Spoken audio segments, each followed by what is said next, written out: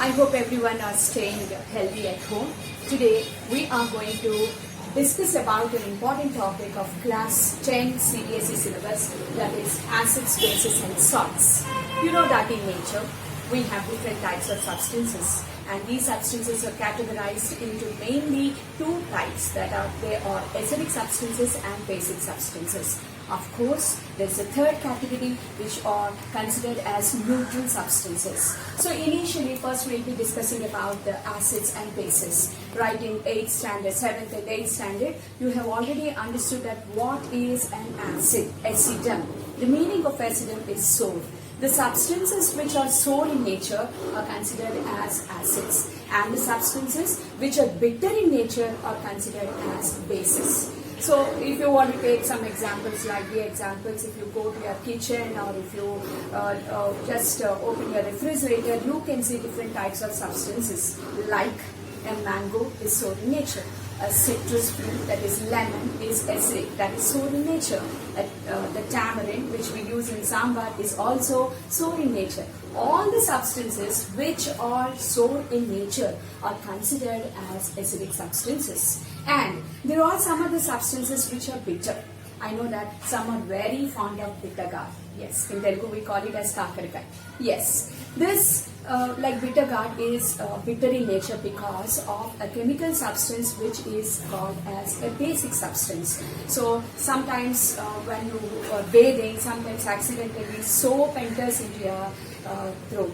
Then we feel so bitter. So that soap is also a basic substance.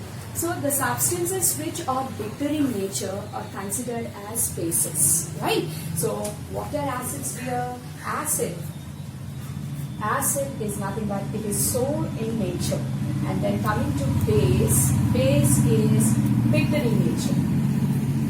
But to tell you that we cannot taste each and every substance, like, because many substances are even toxic and poisonous. So here we have another category of substances which can differentiate these acidic substances and basic substances. They are called as indicators. What are they here? Indicators. These indicators are the chemical substances which can differentiate acidic substances and basic substances with certain color change or even with certain smell also.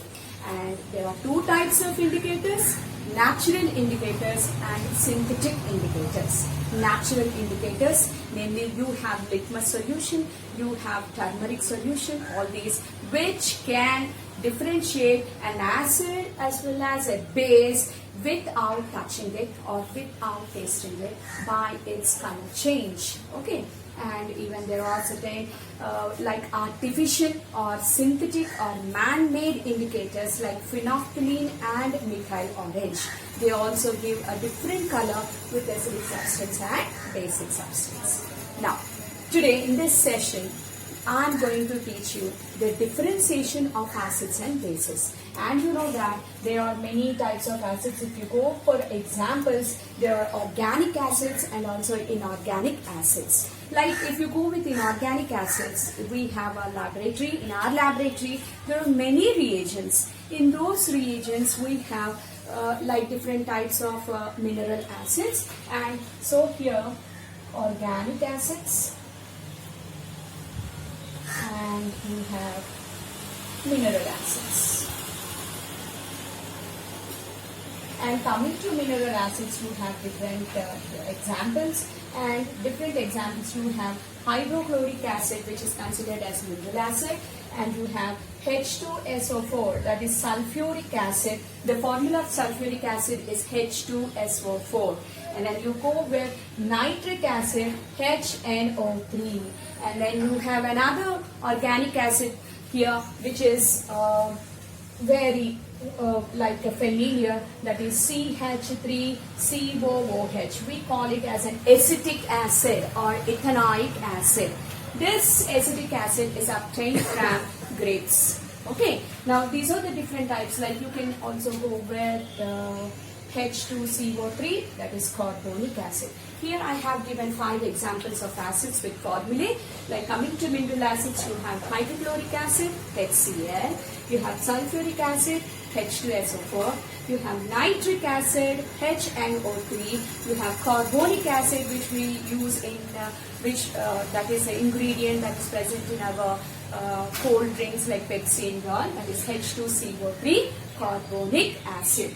And the organic acid, one of the example of organic acid is acetic acid or ethanoic acid with the formula CH3COOH, right? So these are the different examples of acids. Basically, we can say that acids are sour in nature.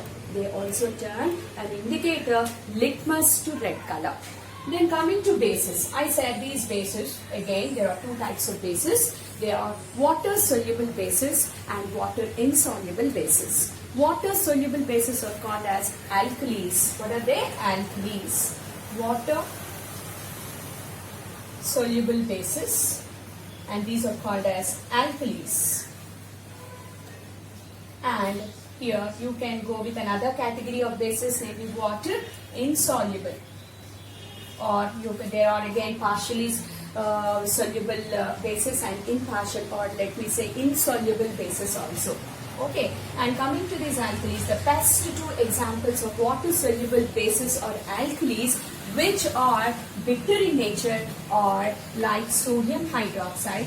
The formula of sodium hydroxide is NaOH, and the formula of potassium hydroxide is KOH. Okay, we call this as caustic soda. Okay, and then water insoluble bases, there are many examples. Here you know about milk of magnesia, that is the gelycol which we use is having a mined base which is insoluble in nature, that is magnesium hydroxide. The formula of magnesium hydroxide is MgOH twice. Okay, and then you have another one, that is calcium hydroxide, CaOH twice. This calcium hydroxide is also called as slaked lime, and magnesium hydroxide is called as milk of magnesia, and calcium hydroxide is called as slaked lime. So these are the 4 important examples of bases. So once again I say that the substances are categorized mainly into acidic and basic. The acids which are organic acids, the example is CH3COOH acetic acid, and mineral acids you have hydrochloric acid, sulfuric acid, nitric acid and carbonic acid. Coming to the opposite or another category of substances, namely bases, these are bitter in nature, and there are 2 types of bases, and water soluble bases are called as alkalis. Examples of alkalis are sodium hydroxide and potassium hydroxide. These are more powerful. They are also more corrosive as the total mineral acids.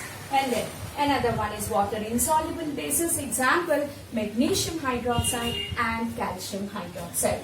So these are the examples of acids and bases. Now we'll be understanding how these acids and bases can be differentiated with the help of indicators. So we have very important and useful indicators in our laboratory, namely litmus solution, phenolphthalein solution and methyl orange solution. So in the coming class, I'll be discussing about how we will be differentiating acids and bases. I hope you all enjoyed this session. Thank you very much.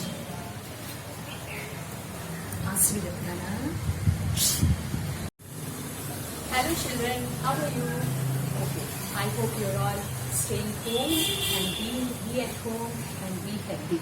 Now, today's session, I'm going to explain you the ionization of acids and bases. First of all, what is meant by ionization? Ionization is nothing but splitting of ions. So you know ions. Ions are the charged species, and ions, there are 2 types of ions, cations and anions. Okay, leave it. Now coming to these acids and bases ionization, acids are the substances, chemical substances which produce H plus ions when they are diluted in water or when they react with water.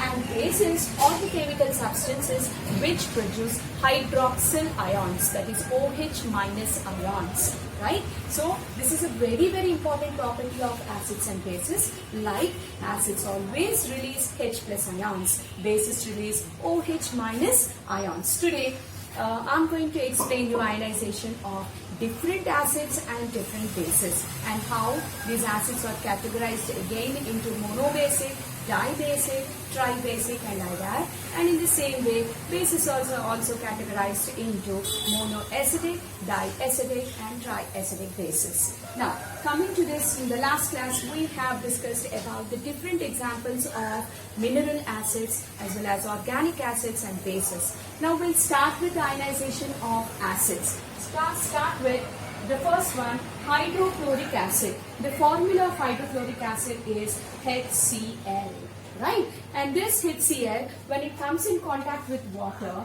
it is releasing certain ions. See here, you can see this HCl, here there is a chloride anion. Of course, when this HCl comes in contact with water, it releases H plus ions and Cl minus ions.